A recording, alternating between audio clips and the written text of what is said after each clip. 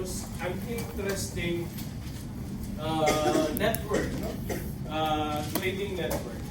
Nakita ninyo bakit nakarating ang Islam, no? How Islam arrived in island Southeast Asia. It's because of this kind of trading arrangement, international trading arrangement. So, meron kang Arab merchants, meron kang mga Indian merchants, Chinese merchants, and they're all interested, no, in Southeast Asia because of a very active trading network. Pero pagdating ng 16th century, you'll have a very powerful and very controlling force, no, doon sa area. At yan ay yung mga sultanates.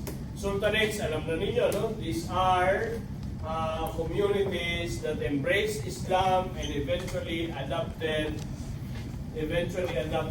no, the political system, no, embedded in Islam. So, spice trade and spice sultanates, yan yung condition, no, sa Southeast Asia. Maraming mga spice sultanates, hanggang ngayon, they're still active. Pag nagpunta kayo sa Yogyakarta, sa Indonesia, that's one. If you go to Aceh, no? Yung Aceh sa Indonesia pa rin, this is one.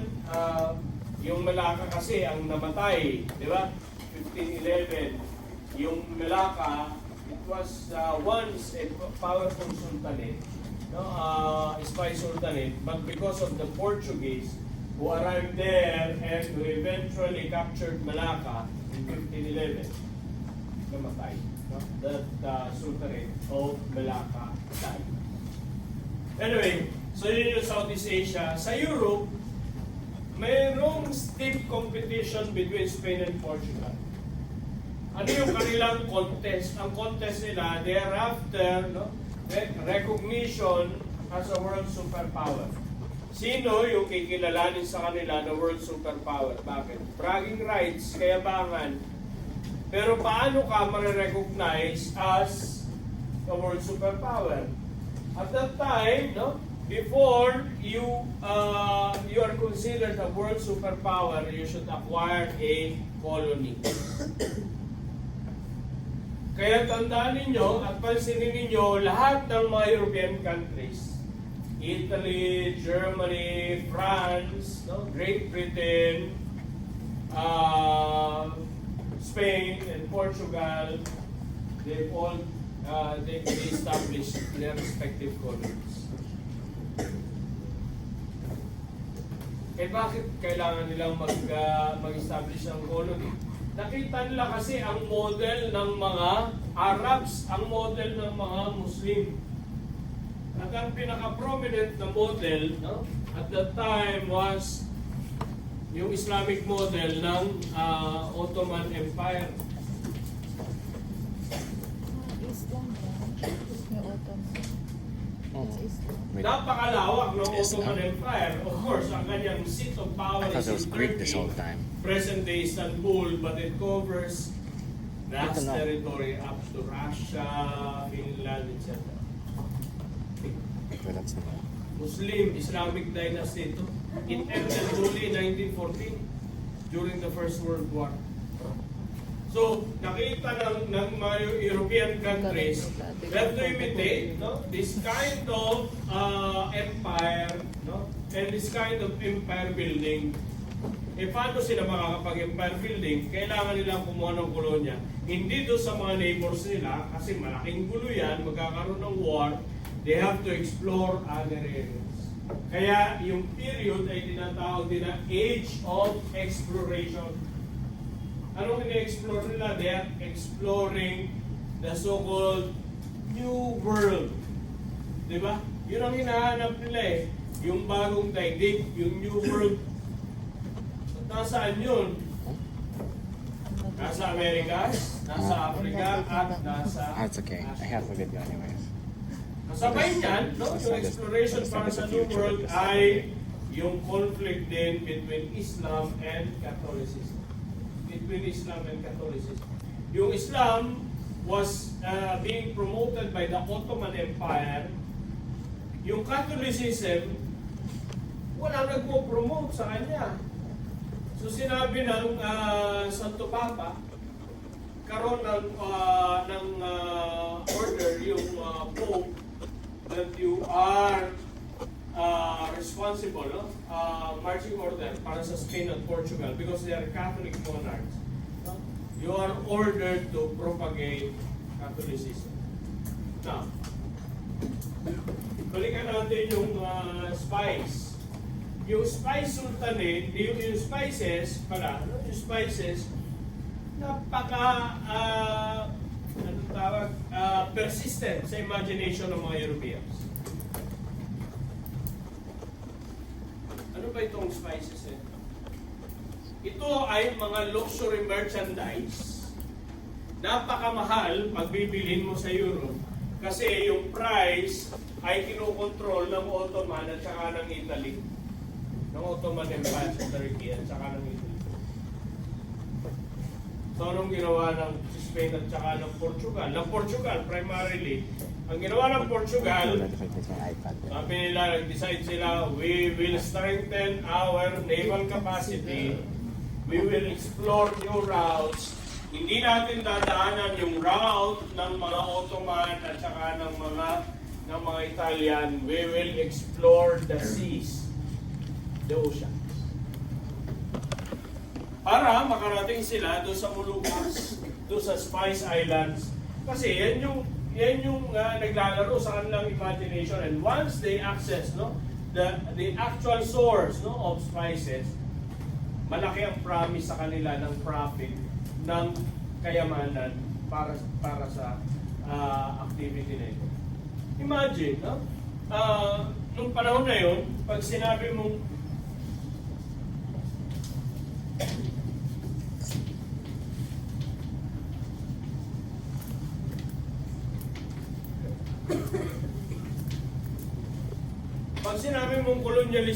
colonialism, napakalaki ng gagastusin mo dyan eh.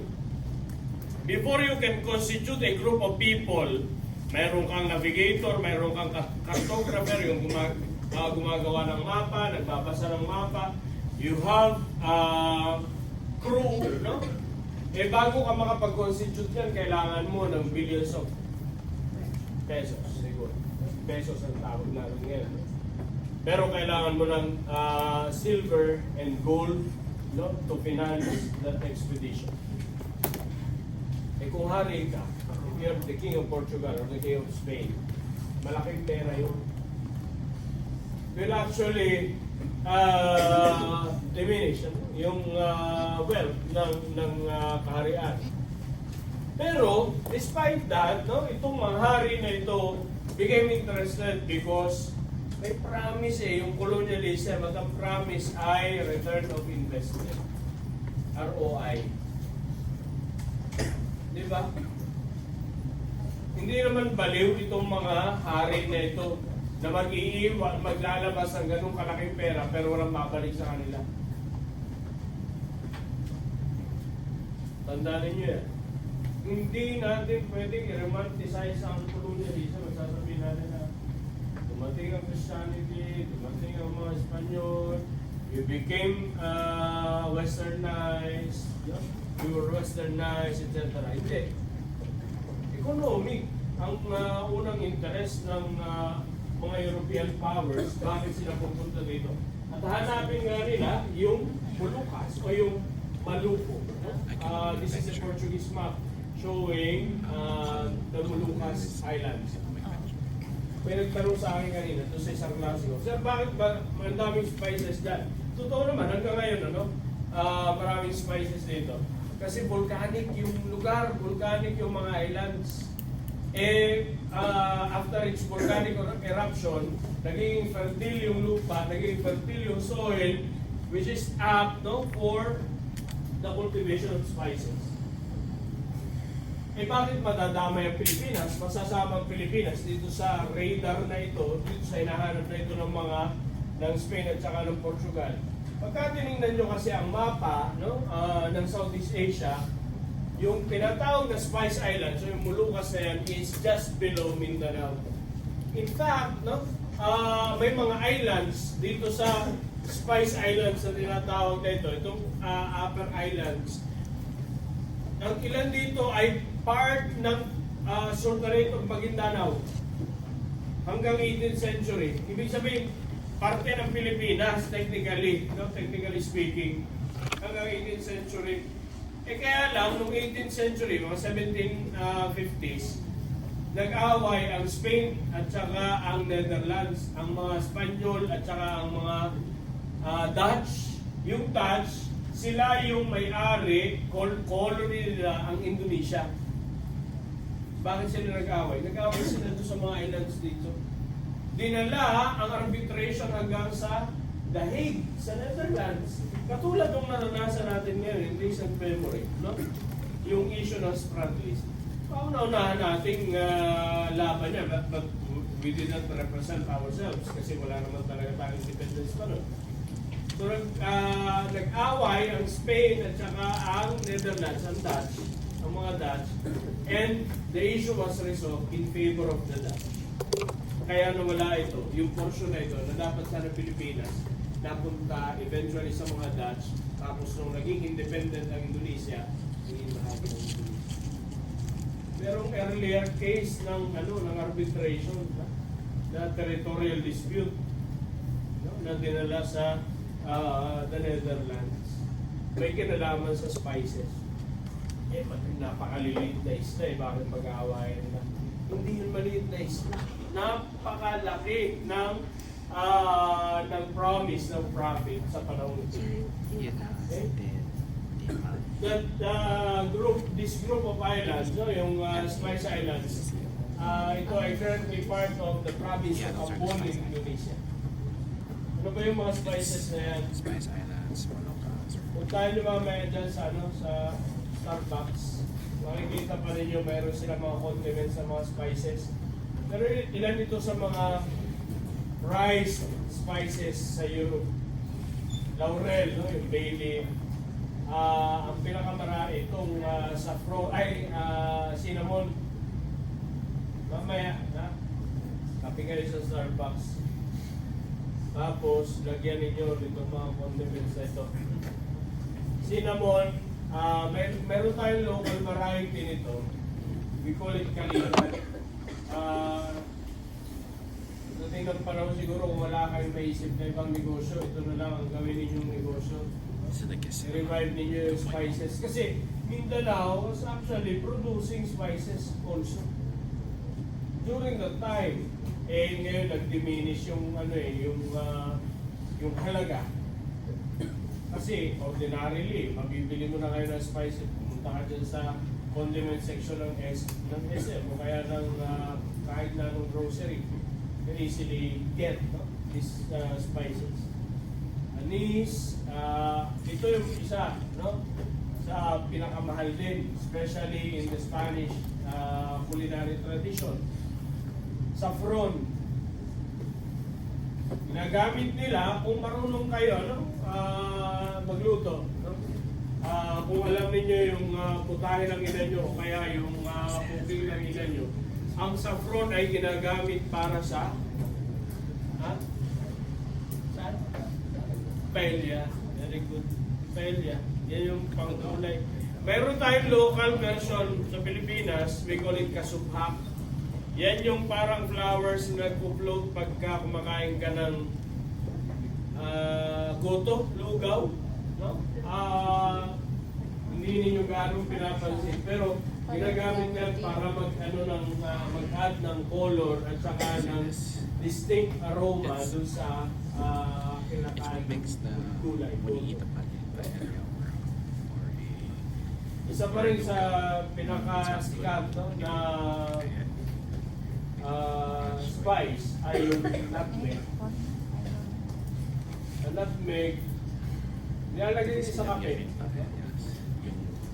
Pero mas famous ito dun sa donuts. Alam niyo yung kulay orange na donut, ang tawag ay ano tawag dyan? Samis na donut. So, butternut yata yun yung orange. bumili kayo mamaya. Yung naiiwan sa inyong pallet na lasa, galing yun sa nutmeg. Ganito yung ano niya, actual fruit, no?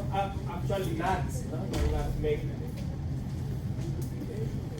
Now, so itong mga spices ay pinanggit natin last time, dinadala dito sa area na ito ng Malacca. That's why, no? Yung kauna-unahang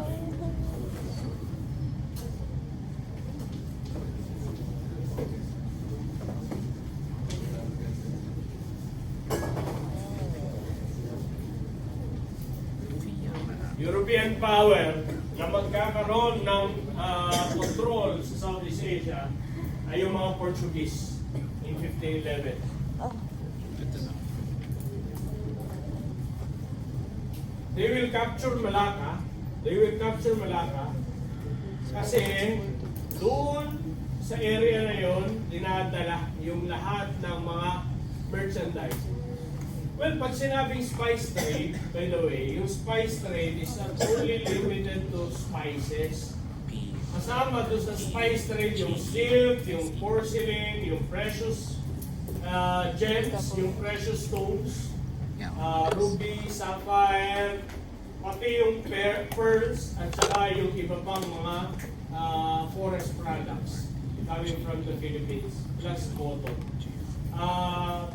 Napakaraming napakaraming mga luxury merchandise at lahat ay dinadala nila doon sa meeting area sa Malacca. Kaya yun din ang pinuntahan ng mga Portuguese at kinuha nila as their territory. Pero it's not new, no? Malacca as a territory, as a trading center was not new. Dahil yung mga Portuguese earlier, siguro 5 years or 10 years earlier, were already in India. They were already in Goa, in India. And from India, it was Alfonso de Albuquerque, Portuguese, who established the first European foothold in Malacca.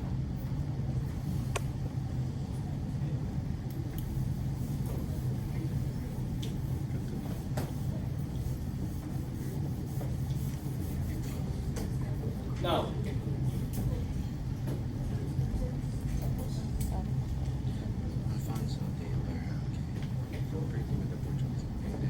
successful yung mga Portuguese, di ba? Through Alonso de Albuquerque. Hindi niya dinaanan itong land route between the trade routes. kasi nga ayaw na niyang hawain o kalabanin pa yung mga Ottoman Turks, pati yung mga Italian. So ginawa ni Albuquerque from Portugal, he sailed and reconnoitered the entire African continent. He reached Goa, established a factory. Ang tawag ng mga Europeans at the time was not yet a colony.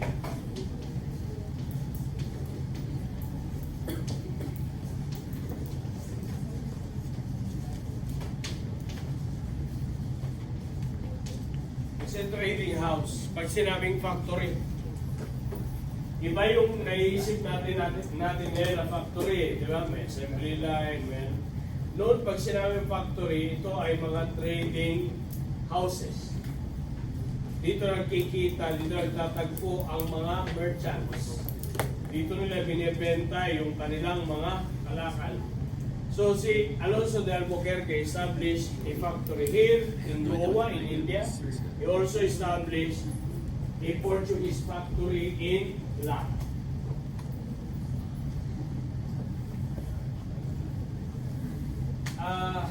Ano yung logic? Bakit sila yung aggressive? Para hanapin yung ruta sa dagat. Yung Portugal, yung pinaka-aggressive sa lahat, kasi relatively napakaliit ng kanyang space, napakaliit ng kanyang area. Pag nagpunta kayo ngayon sa Europe, ang tawag dito sa lugar na ito You're is treating something I didn't get here. Iberian Peninsula. Sa Iberian Peninsula, pinag-aatian ng Portugal at saka ng Spain yung espasyo. Pero yung Portugal, napakaliit niya. It's a small monarchy compared to Spain. Ang laki ng Spain eh. Kaya, dahil doon, sa challenging position na yun, sa challenging situation na yun ng Portugal, sila yung mas magiging aggressive at magde-develop ng kanilang capacity para mag-explore ng mga karagatan. Ito yung naiwan na evidence ng Portuguese occupation ng Malacca. Yung pinakasentro ng Malacca na yan, pumunta kayo, pwedeng marating siya via Singapore or pwedeng marating via Kuala Lumpur. Isa siguro sa mga dapat ninyong i-explore. Interesting yung lugar sapagkat after the Portuguese, it became a Dutch territory and then later on it became a British territory. At tumami rin yung mga Chinese migrants who eventually settled in the area. This is Christ Church in Malacca. Ngayon, 1511 yung Portugal. Na-realize ng Spain na nananalo na doon sa race, nananalo na doon sa competition nila ang Portugal.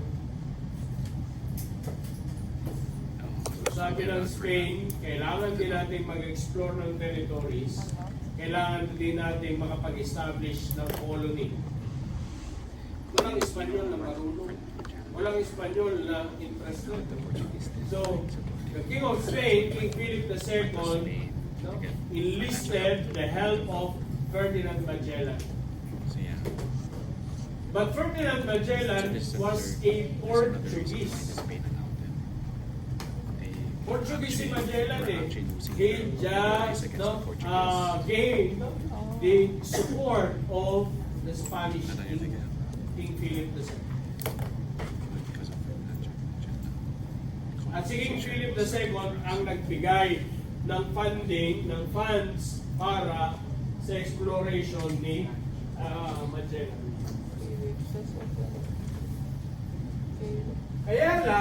Kaya lang, ang kondisyon is that Spain will not use the route established by the Portuguese. So instead of crossing the entire Indian continent, African continent, ang ginawa ni Magellan, he crossed yung Atlantic at he reconnoitered Americas, South America.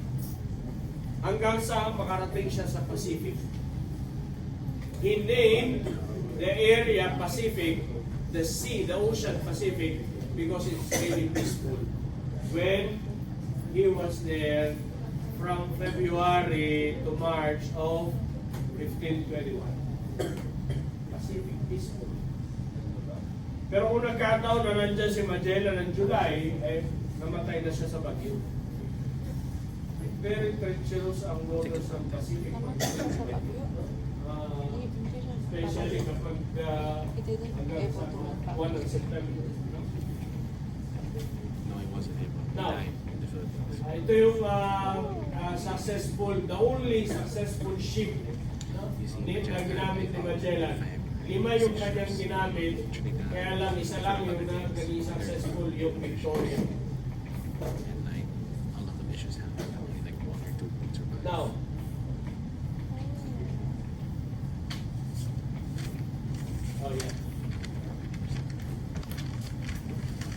from the point of view of the Europeans,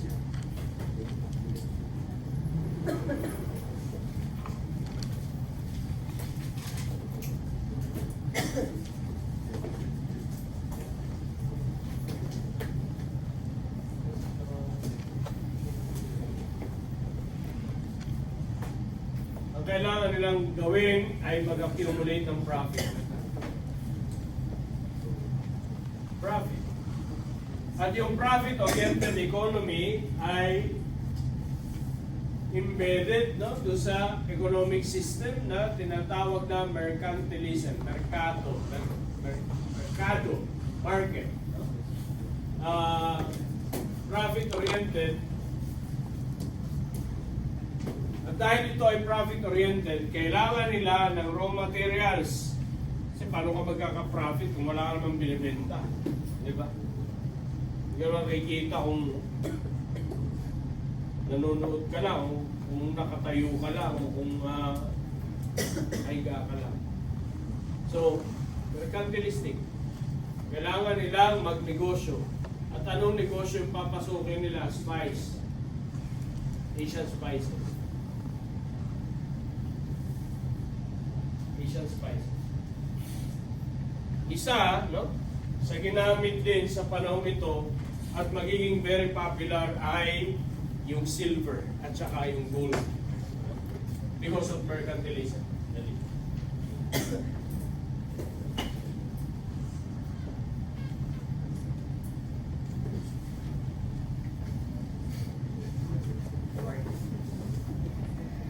Oh, he walked out. No, it's just guy with the cigar. If you saw this, Huh? if you saw we're recording. I don't know. I think he noticed there are different, like, the past two recessions. Hawak ng influensya ng religion.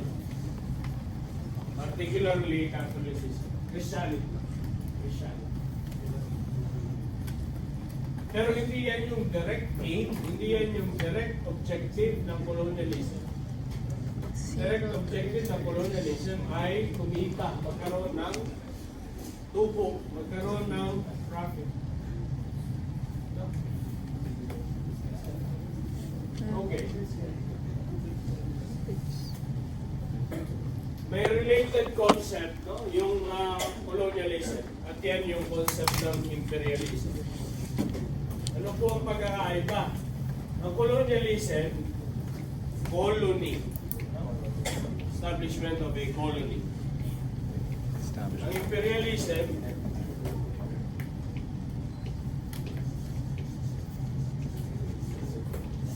Ang imperialism, acquisition of territory for empire building. Kaya nga imperium. Ito. Empire colony. Related yung dalawang konsepto. Minsan ginagamit nga yan interchangeably. Pero sa case ng Pilipinas, under Spain, it was colonization. The Philippines was one of the colonies of Spain. At yung intent ay gamitin, exploit yung Pilipinas, exploit yung natural resources, at exploit yung tao. Now, sa Europe at the time, malaking issue yun, no? Yung colonialism at saka yung imperialism. Imagine mo, itong mga taong ito, wala silang ginagawang masama, nabubuhay sila, they have their own civilization, tapos darating ka sa European power, sasabihin mo, amin na kayo. Kayo ay pag-aari na namin. Diba? It's really a moral question. Nagkaroon ng napakalaking moral debate noon sa Europe. Especially, itong ginawang colonialism, no, colonization ng Spain at saka ng Portugal. Religious, di ba, may basbas yung Pope. Pero paano ginastify yan ng Spain at saka ng Portugal? Sinabi nila na yung lugar na sinasakop nila, yung Asia, yung East, backward, savages. They are poor, they are pagans, they are heathens. So they need, tayo yun, we need the Europeans We need the civilizing presence of the Spaniards. We need the civilizing presence of Catholicism para hindi tayo hidden, para hindi na tayo pagans, para hindi na tayo savages. Discriminatory, no? Diba? Isipin ninyo, i-justify yung kanilang pananakot, i-justify yung kanilang economic objectives through this. Kaya hanggang ngayon, no, may consciousness yung Europe na ganito. Kami ay Europe, kayo ay Asia. We are the bearers of civilization, you are savages, you are barbarians.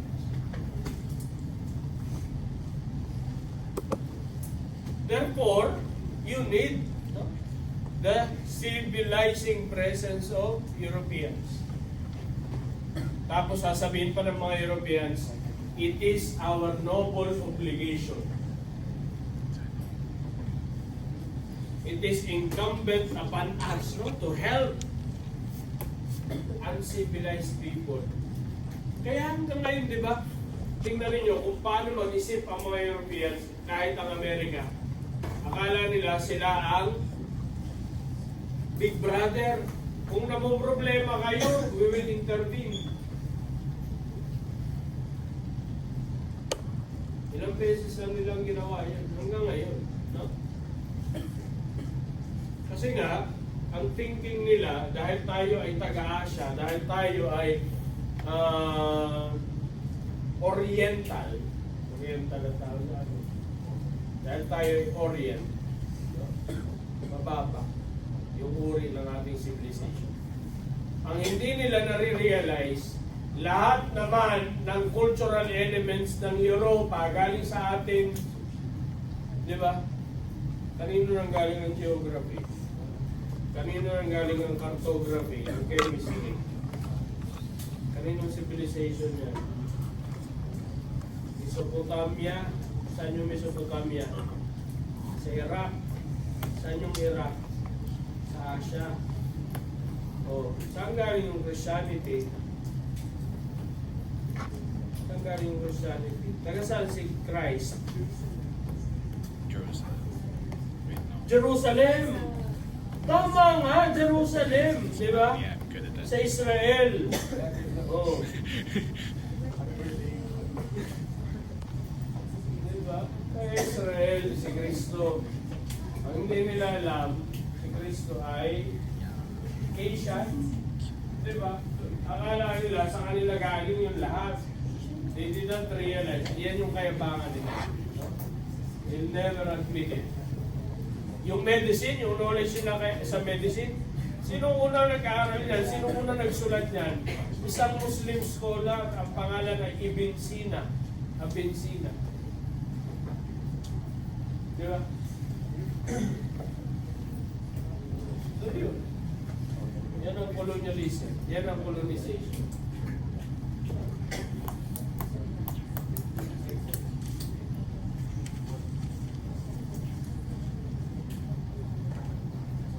Questions? May tanong kayo? This is just sad comprehension. Savage, backward. Walang tanong? Sige.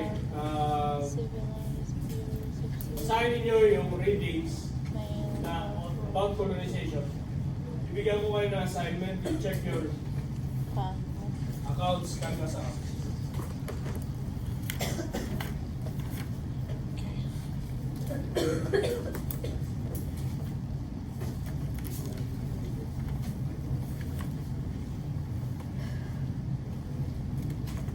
Ilang groups nga kayo sa ano?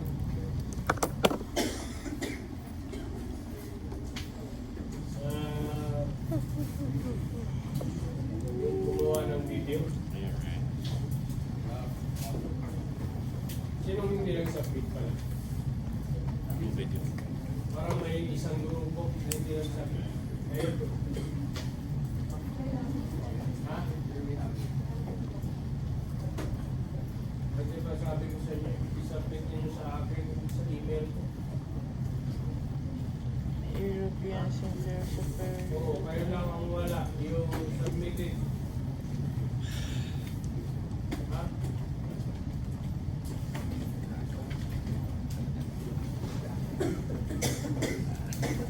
Sige. Dito muna. We end our discussion here. We continue next week.